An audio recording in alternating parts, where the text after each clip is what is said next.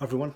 In meditation retreats in particular, or just moving through your life, and when you're moving towards your dream or your goals, things will come up. So your inner stuff comes up. So your inner stuff is to do with negative emotions, things you haven't processed that are totally out of balance in your life. That stuff will come up as you're moving towards your dream and your goal. It's meant to be that way.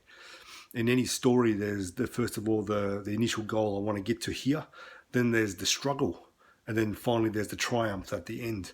What we see in movies is the first part, the goal. Someone, someone who wants to become a football player, a famous football player. In the space of 2 hours, you see them be born, grow up, do this training montage, maybe a bit of struggle when they're at university or whatever, and then they're in the game, they're there. And it's like as if it's that easy. It's when we're in that struggle. It's not that 2 hour window. It's like every day going through deep inner work, inner turmoil, things that you don't quite understand. Understanding those things, the deep emotions and what the emotions have for you, which is emotions are packages of information and energy that when you flip them, and not get crushed by them, but when you flip them, they can move you into your purpose and your direction much better. And really even dealing with those emotions, that's the purpose. So that's the deep inner work. So one of the things when you're going into your inner stuff, you need courage and bravery. And if anyone who's working on the inner stuff and not avoiding, although avoiding is very common and very easy to do, some things are too scary to look at. But once there's a point where you reach is like, I can't go any further with this feeling constantly being there.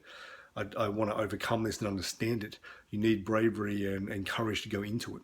What the courage is that feelings like hopelessness, pervasive hopelessness that's inside some people, a feeling of overwhelming grief that's almost like the tears would just flow forever, that kind of feeling, that kind of grief. Depression that's like the darkest hole that you would never get out of. That's scary to go into, but there's a lot of information in there. It needs to be carefully gone into as well. It needs to go in for a short time and back out again so you don't get stuck in it.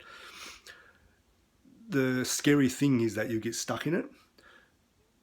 The scary thing also is what's underneath it. So anger in particular, anger is a friend. It's like whenever you don't want to feel any of the negative emotions like shame, guilt, anxiety, depression, things that are considered negative and really sort of heavy. When you're about to feel it, embarrassment, things like that, when you're about to feel it, you get onto your phone, get on your phone to your friend Anger and go, oh, Anger, I'm about to feel some shame here. Can you come in? And then you express that emotion of anger because it's more acceptable to experience, to show anger. For women, it's more acceptable to show fear. So it's usually more prevalent in females express fear, men express anger more because it's a way of being socially acceptable to express these emotions of shame, guilt, all that sort of stuff. So we're going into these emotions. What's the deepest thing with it is that in most people, there's this feeling of just deep sadness like you would not believe on a soul level. That's the part that we're really scared of going into, feeling that. It's an existential emotion, an existential theme, just being alive. It's a feeling of sadness of being so separated from something that was so beautiful on some level. There's some beauty there that you feel separated from. The other thing is that within most people, there's a deep feeling of unworthiness. That's this really scary part. But to acknowledge that, to honor it and move from that place and understand where the purpose of those feelings, especially a deep feeling of unworthiness, it's a humility detector. I know a lot of people don't want to be an asshole. And when they see assholes in the world, they're like, I'm glad I'm not like that. And it's like that feeling of unworthiness, it's a generator for growth, massive growth. And especially not getting too caught up in your own self.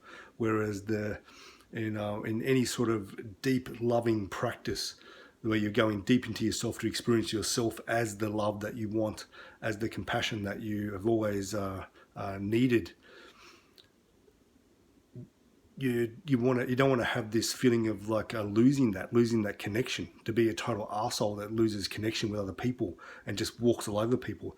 I think that's the biggest purpose for the feeling of unworthiness. but it's very strong. And most people who are doing meditation and inner work encounter this as one of the deepest things about themselves. Underneath that is this feeling of separation from something. And a lot of people feel it on a very spiritual, deep, cosmic level, a separation of something. And then from that, there's this dropping into something else that is always there. It's a luminosity, a love, a deep emptiness that's just full of potential.